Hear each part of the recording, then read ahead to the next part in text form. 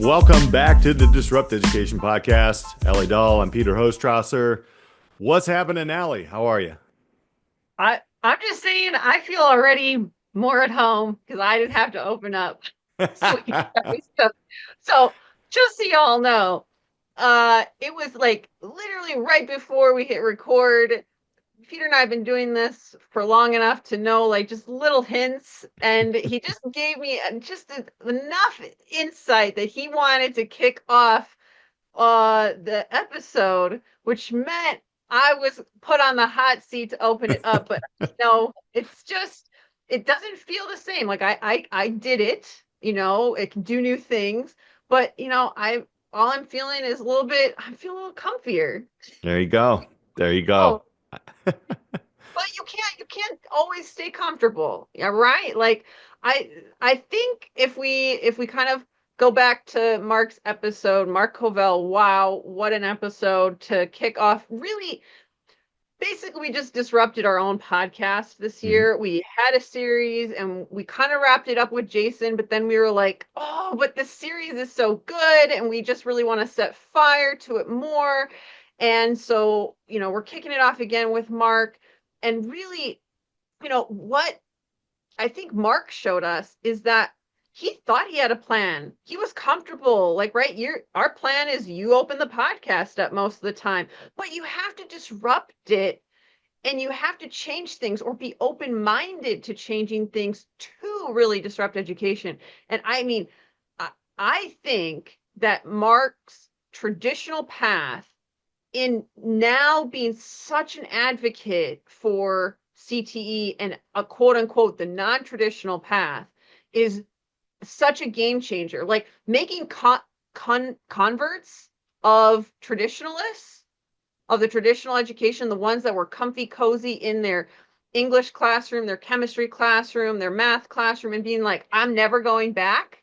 What? Wait, what'd you say? I mean, yeah. What do you have to say? Because it was just so good. That works right off of Jason Van Nuss's burning that sacred cow, right? Like he burnt the sacred cow. And it was a great transition into seeing what a leader is doing. It was really funny. I did meet Mark at the ACTE conference in San Antonio. But before I met him, I was conversating with people, and I turn around and there's Ken Midget, like right there, and then his wife Cindy is right there. And if you go back to those are amazing podcasts with talk about CTE leaders. Ken, just a quick update on him, is building a very big tech center in northern Ohio, in the Cleveland area. So like he's moving on and creating even bigger things, which is great. I do love the lens that Mark came with from K through 12. It is interesting because anytime and this is I'm sorry for English teachers that I just hated Shakespeare. I could not stand. I mean, I there. Yes, I've seen plays. I've read a few things and some of the movies and whatnot. But I just can't. I just wasn't me. Um, and I love to hear somebody say, "Well, Shakespeare wasn't doing it," and then go right into technical writing, technical literacy. And I'm like, thank you, right? And I think not to put any shame on English teachers who are teaching, that, because some students that is their dig. I just had a conversation with one of my good friends and my wife. People are going to have a 50-50 shot at what I'm about to say. Like we went to Les Mis years ago, my wife and I, and we left at halftime. Like we were like, I can't. I no, like, and it wasn't like we were both like we just didn't get it. Now, people around us were singing it a little too joyous, and maybe it wasn't the right atmosphere to be watching it live. And he was like, "What? I just can't get. I don't know if we can be friends." I was obviously joking. We always have discussions, but there's different things. I'm sure, like in different ways, I could understand. I mean, I do know what Les Mis is about and things like that. But having these conversations where it kind of opens up different lenses is exactly what Mark did. And and to not go back, I think like he's just understanding like, yeah, if he needed to go back to K through 12 traditional, he would implement many, many things that he is seeing and leading right now. And that, just like you said, Ali, is something that is super exciting because I feel like we're meeting more and more leaders like this Mm. because they're getting the word out. Now, Mark is an early kind of adapter in this, as an educational leader, a teacher, a director of CTE. And I just love like how later on down the road we're going to see more and more leaders like this, and it's going to be because of people like Mark spreading the word and getting it out there. Definitely. I mean, the I think he may not even realize the power of his background Hmm. and being a voice that says, look, hey, I did K through gray, literally, and I'll never do it again, quote unquote. It and he sees the value in that system, and it's for those who need it, but it doesn't need to be college for all. His message when he said, we may have inadvertently by saying college for all then said CTE for none. That message, I mean, I we've talked about this, but that messaging of CTE being dark, dirty, Hmm. different, all that stuff, I felt that in the Yep. early 2000s. That was for the other kids. Hmm. That was not for me. I was told I was still told college, right? Early 2000s, still Yeah. on the that wave. But it's like it had a bad rap. It had, and like even when I was teaching, right? Like it would be like, oh well, Johnny, Susie, they can't do traditional school, so they need to look at other options. Hmm. And it's like that messaging. Like I remember feeling that way. But you just don't know what you don't know. Right. Right? Like Mark was like, I had never been in a CTE kind of environment. I had no idea what I was missing. I wasn't exposed to it. This goes back to so many guests of what we've seen this year is that really setting fire to education is exposure. It's getting out of your lane. It's literally taking the blinders off. I mean, I remember saying this in my classroom because with chemistry, and I would always try and have lessons related to things outside of the classroom and be like, look around. Like, do you know how your shampoo gets your hair clean? Do you know what a snowflake looks like or why it forms the shape that it does? Like, or do you just walk around with blinders on and never question the world around you? And students would wake up in my classroom. Now, could I have been more disruptive? But I think in my own way, some of the things I was asking students to think about and how it related to the curriculum and like asking this question, like, why are we here learning chemistry was Hmm. disruptive in a traditional system. And I think if you're in the space, there are ways for you to bring in community, to bring in industry, to bring in partnerships and disrupt your space, even as an educator, and bring it outside of the walls.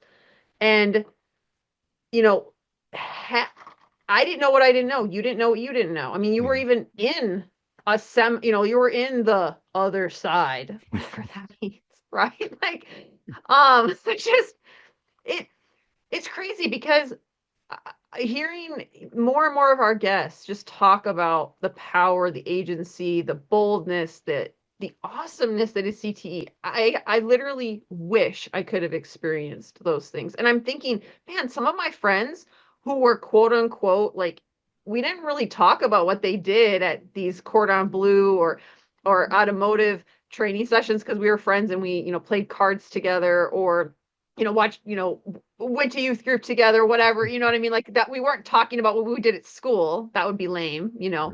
But now I'm wondering, I'm like, what experience did they have? Did they have an awesome experience? They were only on campus for like 2 hours of the day. They were the other kids. Man, I'm thinking they got this bougie experience at school that I never knew existed. It was never even offered to me, right? What Right. if we just offered it to everybody? Like, I think that in itself would be disruptive. Right. I Uh, feel it's the and it goes back to narrative. I think like in and even now as a parent, my son is getting an associate's degree, and people will still like your other parents, and that narrative still is it's a class thing almost, right? Mm, Like if you can't go to, or if you don't go to college, then you're of a quote unquote lower class, or you're going to end up in a lower class. And I think, I honestly I really like how, and I'm going to go back to, how to speak boldly about CTE, and let's just stop the classism, if you will, or those types of things. So personally, yeah, I honestly think, and Mark kind of highlighted this, as you can reach your potential without going to a 4-year college. Okay, I'm going to say that again. You can reach your potential and not go to a 4-year college. There's other things to that. There's curiosity, there's drive, there is, you can go and do a 2-year. You can be a welder and go X, Y, and Z. I have a friend who was, I graduated high school with him, and he was terrible at high school. Okay, I'll just say that. I wasn't the best, but he was terrible at high school. He went the kind of electricians kind of union way, and I went the 4-year way. I can say solidly that guy makes twice as much as I do right now. And what does that do? That gives him a different sort of choices when it comes to lifestyle sometimes. So I think, what Mark was talking about reaching your potential and when you have to do it. I just don't think it has to be that. And I think that's a narrative that we need to say, look, like if you're curious and you're learning about things and you're gaining skills, isn't that why we go to a 4-year? So I think we need to get, obviously be more acceptive of that as well. But speaking about it, I'm gonna say him again. He uses the word clean, modern, lively, lucrative, 100%. 100%. These are interesting things that students can get, and they can get while they're in, secondary education. They don't have to wait until they graduate to figure these things out. As a matter of fact, we probably should give students, or we should give kids more opportunities and experiences to know, number one, what is in their own community. I remember driving around my community, and there was a big building, and it was called Metal Stamp, and it's still there. And only later did I understand, they did some metal castings and work and different things like that. But I do remember, you know, we were talking about it. I think it was like in like sixth or seventh grade, about like places you could work, and again, it was an elective course where we were talking about this. And I mm. mentioned that. I vividly remember saying, because it was always on the way to my grandmother's house, it was like, oh yeah, the metal stamp factory. And no, like the teachers were like, what? I never heard of it. I mean, it's in our back door, it's right here. So I think, that is just an example of sometimes we put our blinders on. And that also takes me to kind of what Mark said, is having exposure to all kinds of education, right? When you see it, you experience it. So not only should students experience all kinds of education, educators need, and we need to build that into the education training part, because I came into education late. I didn't go straight from high school to college to straight back into education, which, it works. It works for some, but I got to see different things. I got to see people get fired in front of me because they weren't working. I got people that who showed up late get reprimanded for real, or, pay cuts, and those types of things that we kind of like fluff in school. So it was a great piece there, not to be like really, the real world, but the real world is hard. And I like that he brought up, Mark Perna's like competitive advantage, because that's real. And it's something I think that we've lost when we said don't do CTE, do college, like the Mm. way Mark eloquently put that. So those are just a lot of the things that from, how do we go from pretend to practice, and practice with real things? And I really like that part of it as well. And there's a lot of strategies now that we have because we're talking to so many people.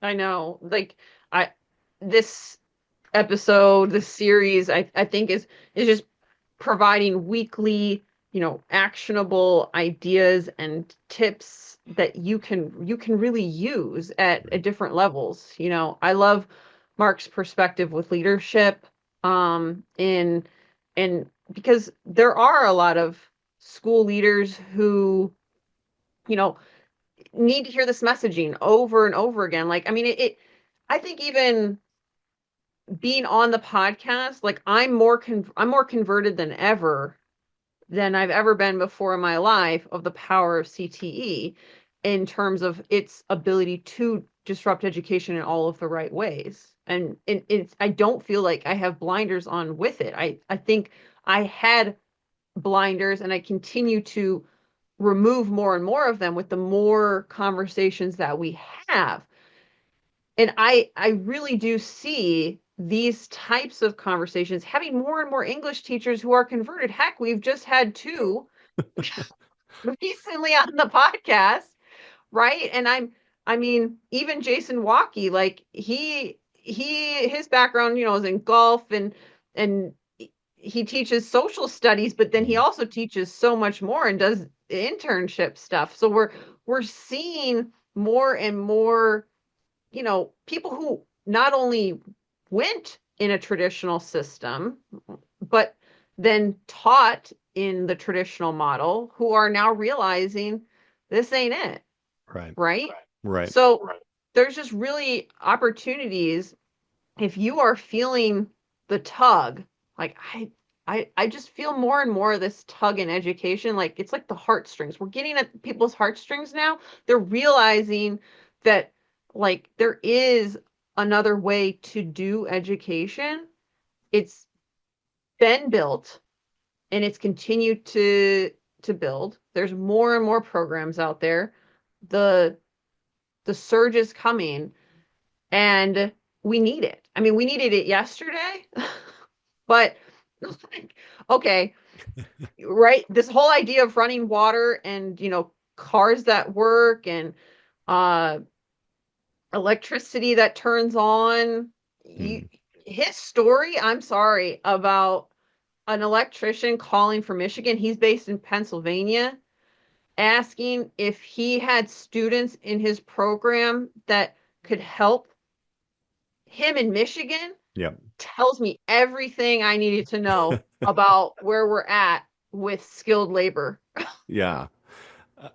I'm very glad he said that because actually he told me that story when we were in San Antonio, and I'm like, wow, like, and I love the way that he put it. Like you're asking for a 1 minute solution when this is something like you should probably bring up in your community if you need these pieces, and we're now in career and college preparation. See what I did there?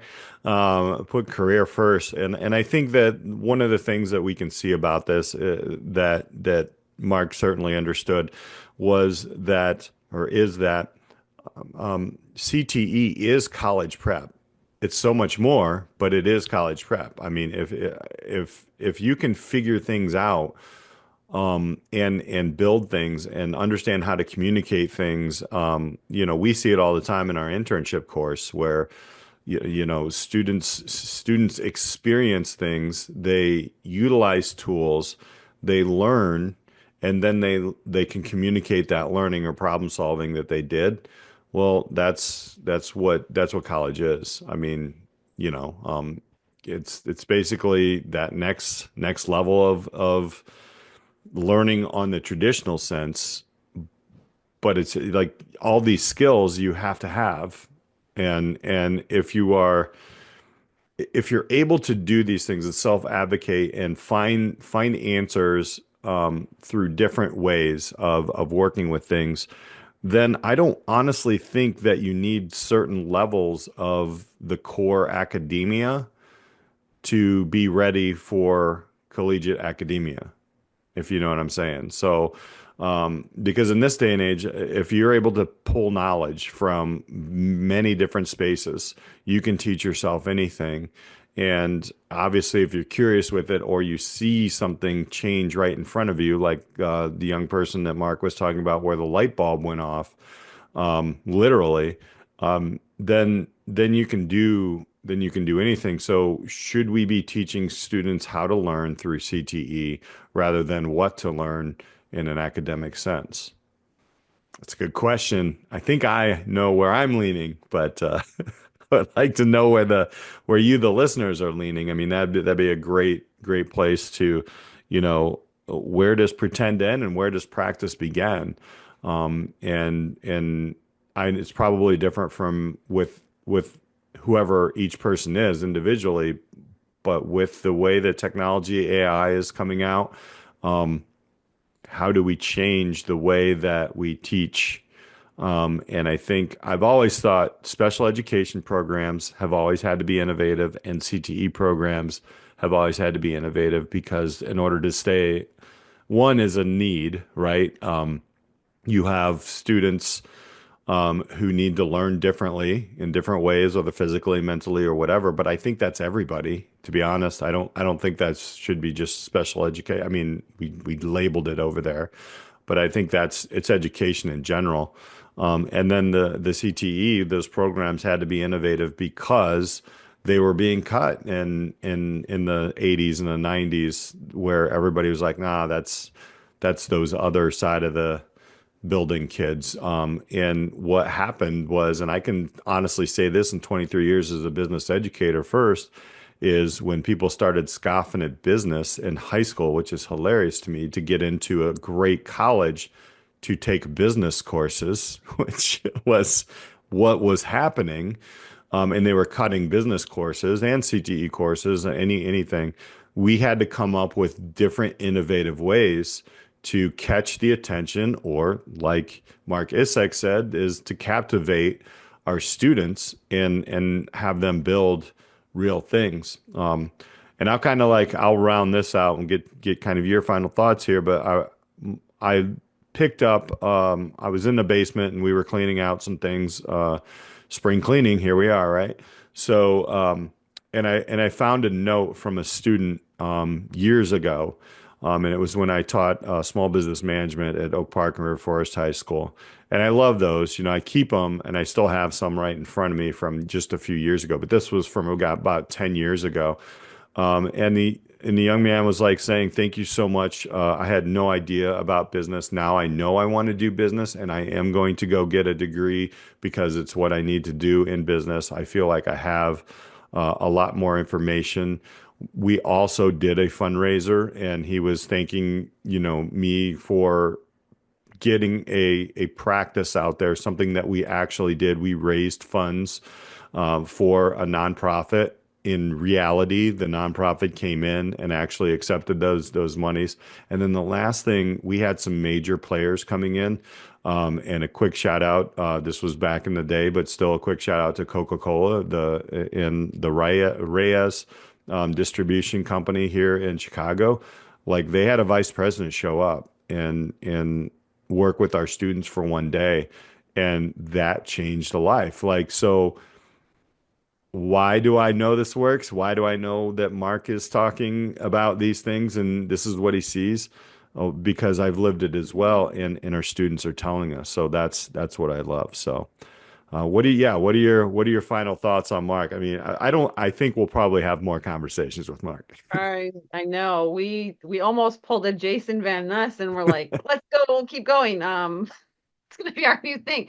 I'm not sure exactly where I want to wrap this up just Mhm. because I all of these awesome thoughts are swirling. I don't want to forget in case, our listeners, you know, other listeners like Shakespeare, you can like Shakespeare and still like CTE. um, Yeah. and I, I know, like, this is a spicier topic in that traditional teachers are going to feel like shots fired in, like, you know, what I do isn't pretend, what I do is real practice. And I was a traditional chemistry educator, right? Mhm. Taught in a traditional public classroom. And even though the things that I felt like I was doing in my classroom were disruptive, they really were, it was a lot of pretend. I mean, I had to go to great lengths. I've shared the story before, how in order to change an entire unit, I had to spend months in order to incorporate like all of this real world idea, but it was still a made up situation. It was based on a real thing, but I was trying to recreate something that didn't actually happen in my classroom. Um, and yes, students got to practice because of that, but like we could have been working on water samples and acid-based stuff in the local community. Like Hmm. I want to say that like I own up to the fact that like I was in the space and a lot of what I did, I would label as pretend.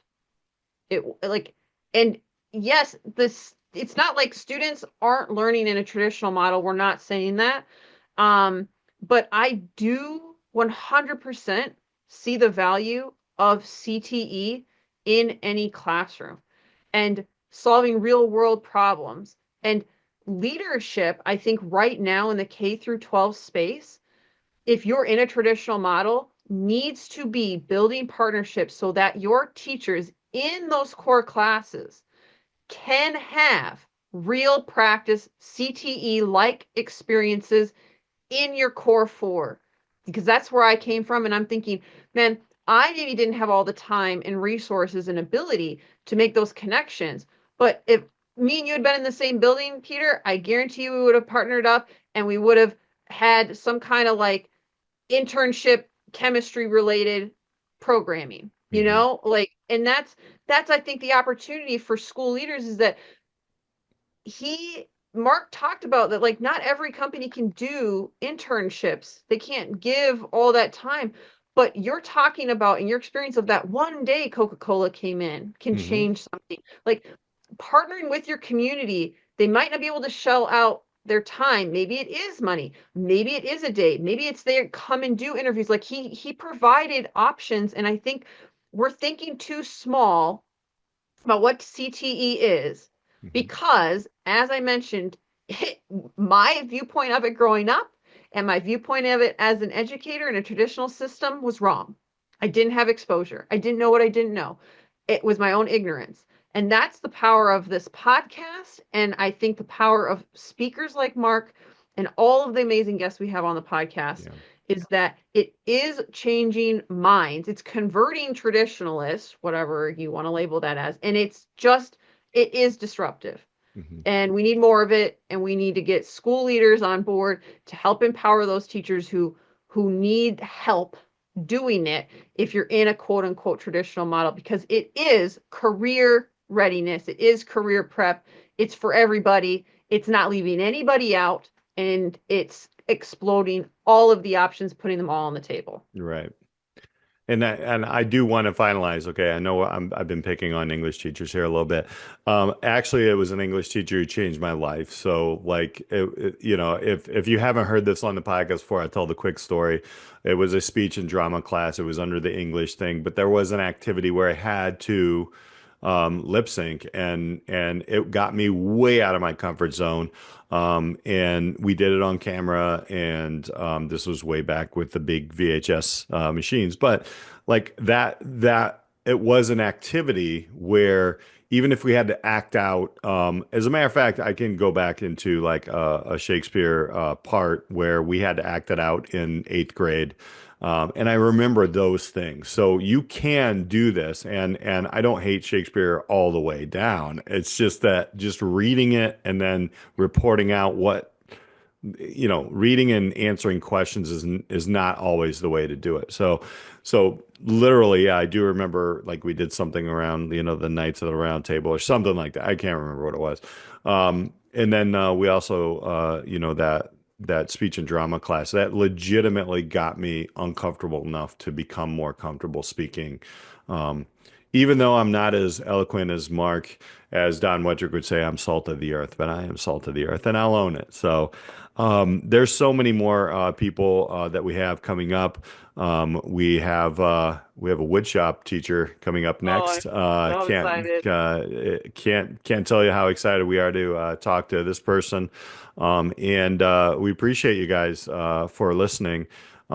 drop some notes or different things like that to us. Contact us, connect with us in the notes, Allie and mine, along with our guests. So we'll have Mark's stuff up in the podcast notes for you to connect with. Once you stop becoming what Kevin Fleming always said is a voyeur and want to become active, drop us a note. And I know I get a lot of them. And I'm trying to keep up, to be honest. I need an agent or something. But we'll eventually get to you. Obviously the springtime is a crazy busy time for all of us. Allie's starting to jump out of planes again. We're wrapping up school years, etc., getting ready for summertime internships. But we'll do what we can to connect with you. So for Alli Dahl, I'm Peter Hostrawser. I want to thank you all for listening. Make sure you hit that subscribe button. Share this out. This is a movement. We're ahead of the game. There's a lot of great podcasts out there. We're lucky to have a good following, and we're growing. So we can't thank you all enough for listening. Till next time, we'll catch you on the Disrupt Education podcast. See you later. Thank you so much for joining us on this week's episode of the Disrupt Education Podcast. Be sure to like and subscribe so you never miss an episode. Are you ready to disrupt the educational arena you're a part of? For more ways to get involved in the work we do here at Disrupt Education, check us out at disrupteducation.co or find us on LinkedIn at Peter Hostrawser or Alli Privet. Our mission here is to help facilitate and amplify changes in the educational system through local initiatives and help you scale them into community movements. Our building network of disruptors in education are working to move beyond scores and grades as the only measure for student learning. If your school district, college, campus, or organization is looking for facilitators of this work, reach out on our website or social media. And if you have any thoughts or feedback on this week's episode or any episode, we'd love to hear from you. Until next time, keep pushing the boundaries, taking risks, and most importantly, disrupting education.